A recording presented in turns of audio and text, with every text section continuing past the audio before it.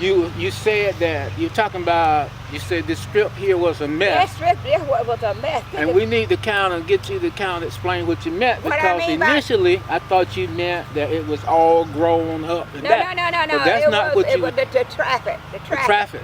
Traffic, the street traffic. Okay. Street traffic. It was just a thick of them trees you see there. Really? Yeah, this time of day, this time of evening. Uh-huh. But like I said, alarm came in. It was the same way over on Henderson Extension. So you there. was protesting against drugs. Of course. Right. Okay. Yeah, so we did that, and it was the same way at my house, up the street where I live on. It was like thick. You Okay. know. I mean, And you know. are you saying all that gone in? Of course, not all of But- it, just a little drip here and there. Okay, not all but of not the way it was it. No, before. absolutely not Okay, the way it okay, was. No. okay. And the Spirit telling me, and that's what I'm in here for. I'm supposed to be in Atlanta doing a restaurant in Atlanta, but I stopped to do this one here. Okay. And then eventually I'm going to Atlanta. But the Spirit telling me to clean that up, to clean it up. Okay. And that's why I'm here with I'm here with this garden, because I want something to happen to it. We're supposed to be in negotiating, getting this building and renovating it. Right. And like I said, job market. Them not kids and people out there see on the street, they need to be in here participating. Learning something positive. That's what I'm in here for. Okay. Yeah. All right. They need to be participating. They need to be a part of it. I'm 79 years old. I could be not in a wheelchair. I could be 79. 79. I could be somewhere my leg crossed, but I'm here taking an active part in Still this. got work to do. Yeah, because when the Spirit tell you to go do something, you better get up and go do it. So you just don't sit back, like a lump on the log and complain. Right. Okay. You need it. So my thing is to step out front and take a lead in it. Okay. And like I said, the restaurant, I'm finna jump it off, and hopefully this place here, Okay.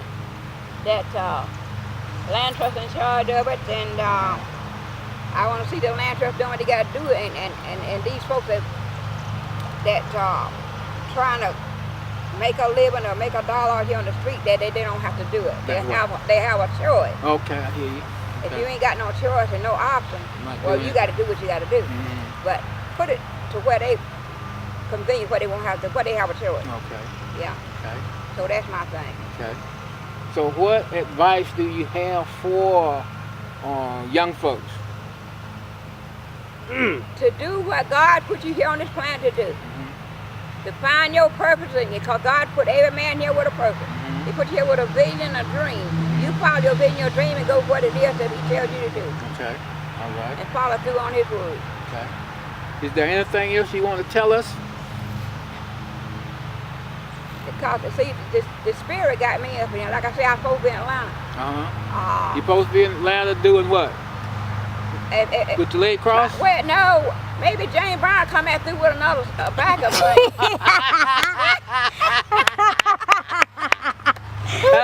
Brown may come back up through there with So that may be another backup singer another backup singer. that may be in Atlanta I'm waiting trying on to tell you now. And you down here Yeah, I'm down here trying to get a farm started. trying to clean the And community trying to up Clean up a community. and get a farm started and Yeah. start a business. Yeah, I'm tired of it. Get your business And the started. man could be up in Atlanta well, yeah. with another backup singer.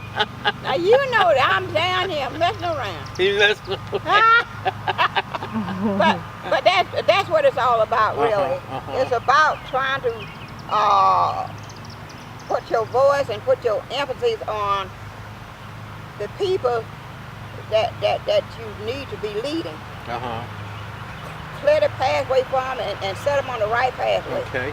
You missing the light. That's where you go to church? Yeah, Okay. yeah, that's the light. Pastor Kraft? Pastor Kraft. Okay. How long you been a part of that church? Let me see, what year was that? It's about the same time I started up down here. But Okay. no, let me take that back. I started there in around 2000 it was. Okay. Okay. Around 2000. Because believe me or not, my grandson, my 15-year-old grandson called me to be at the light. He did? Okay. Because the family had a church over on Dubois, London Avenue in Dubois. That's where our family church was at. Okay. And I remember that church. we got home one day from church, and Tony says to me, Grandmama, we have good meeting every day, the family and all. We have good meeting every Sunday. He says, but you are missing. But now say you are missing the main point. The main thing you all are missing it. And I said to myself, now what in the world? How in the world? What are we missing? We don't, you know, did that's what we're supposed to do. What is this boy talking about? He says, we go to church, we have good meeting, we really have good meeting, he says. He said, but before we can break up church and depart and go home, he said, the family don't start off a fight. They're not fighting and arguing with each other. He said, that's wrong. Oh, okay. He said, that's not showing love. Right. He said, Grandmama said, do you know what going to church is all about? I said, oh my God, here I go. 15-year-old. 15-year-old. He had you him up, didn't he? Yes, he did. He had me locked down. So anyway, I said, so I'm stopping, trying to get an answer for him. He said, Grandma said, going to church is about Jesus. Tell me about it. And he said, Jesus is love. Well. And I said to myself, oh my God. Yeah. And so those words stuck with me. It just went on and on and on with my conscience. It was stuck with me. Going to church is about Jesus. Right, Jesus, about love. Jesus is love. And so a few months later, I moved over here to 196 Dallas. Mary from St. James would open up the church at the light. Okay. And you know, she was a Gentile, you know, she was from somewhere in the east there. Okay. And she opened up the church, and so Mary would come over there every day, you know, the white woman in the black neighborhood. Right. I said. So, Mary, the white lady. Would open up Mary. She opened the light? Open up the light. Okay. Church. Okay. And I said, oh God, this is what the church is all about. Okay. I said, I'm going over here, and this woman over here in this church by herself. I said, I'm going over here in this church with this woman. Okay. In this neighborhood. Because that's when the traffic was really thick. Right there in the neighborhood, right in front of the church. So she started right in the midst of all of that. Yeah, I said, I'm got to go here to this church with this woman. This woman know what she's doing over here in this neighborhood by herself. Even in the church, let me go here with this woman. Right. And so the Spirit kept telling me, go with the woman, you know, go with her. Okay. Go with her into the church. Okay. And I did. I went with her until we done what we had to do. We used to have prayer service 2 or 3 times a week. We have prayer service. I right there with her. And next thing I know, we started hiring ministers in there, you know. Okay. And then a couple of guys we had in there. And then now, Pastor Cracker in there now for the last, I don't know, what it's been now, 10 or 11 years now he's been in there. Right. Okay. Yeah.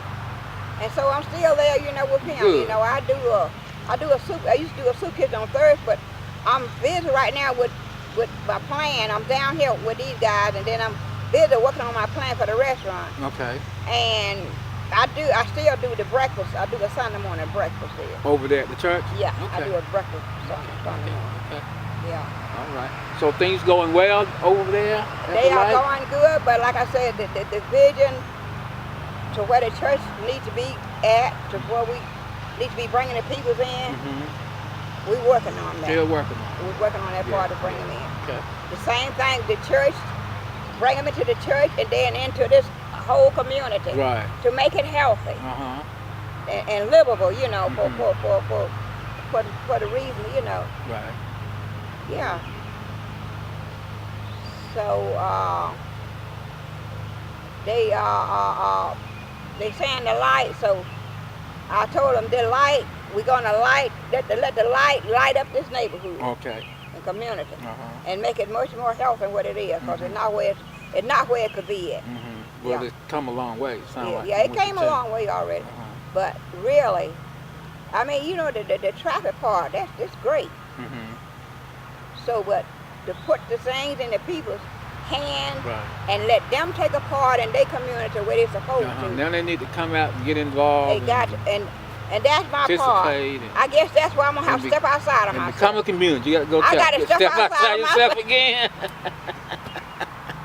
I hear you. Yeah. I hear you. I have to step outside of myself. I'm gonna have to step outside of myself. Okay. Yeah. All right. Yeah. That's about all my questions. I enjoyed it. Anything okay. else you think we need to know? No, that's all. Y'all just hold on and be patient and come back. Let me see. Come back in a few months from now. We're gonna turn this thing into something. Okay, well it's already something. It's beautiful. Turn it into Well, something. Okay. We're gonna clean it up and turn it into something. Okay. Still moving forward. Still got a vision. Still got vision. Got Uh-huh. some stuff to And do. then you say you going to go up the street and start your restaurant? Yeah. Oh yeah. The restaurant, Soul Food with a Twist, Uh-huh. is going up the street there. Okay. Yeah. And all of that is that is a part of the improvement for the community. Uh-huh. Soul Food with a Twist. I'm gonna take out all unnecessary stuff that you don't need and bring in something Okay. that lights it up.